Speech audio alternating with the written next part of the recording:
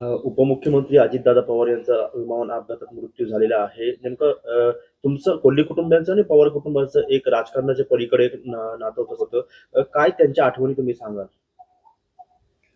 खरं म्हणजे आज जी बातमी मिळाली अजितदादा गेले, आपल्यात नाहीये, हीच खूप दुःखदायक होती. कारण स्वर्गीय कोल्हे साहेबांचे पवार साहेबांच्या बरोबरचं काम आणि त्याच्यानंतर पवार परिवाराशी आमच्या परिवाराचं नातं, राजकीय काही असलं तरी एक कधीही व्यक्तिगत पातळीवर कोणीही टीका कधीही एकमेकावर केली नाही.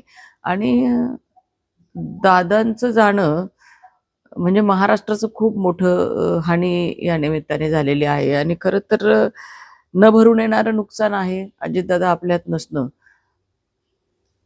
अतिशय दूरदृष्टी असलेलं नेतृत्व, शिस्तीचे दादा, अतिशय स्ट्रेट फॉरवर्ड, उत्तम प्रशासक, सहकार असेल, बँकिंग असेल, ऊर्जा क्षेत्र असेल, शेती क्षेत्र असेल, अतिशय गाढा अभ्यास दादांचा आणि सामान्य माणसाशी नाळ जोडणारा नेता. आणि सगळ्यात महत्त्वाचं म्हणजे सकाळी कामाची सुरुवात दादांची 6-6:30ला सुरू होणार आणि अतिशय टाईमच्या बाबतीत पर्टिक्युलर असलेलं दादांचं काम.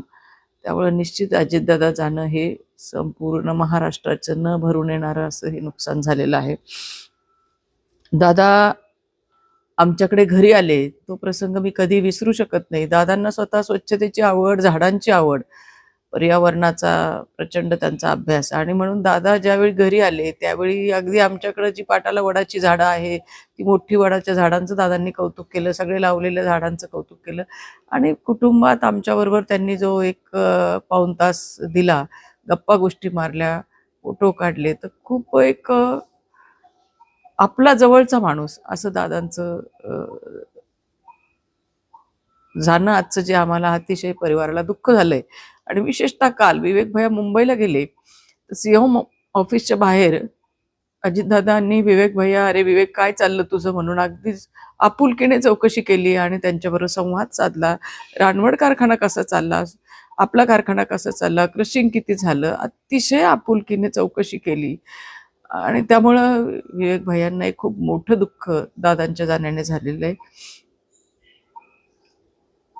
तर दादा नाही हे मला स्वतःला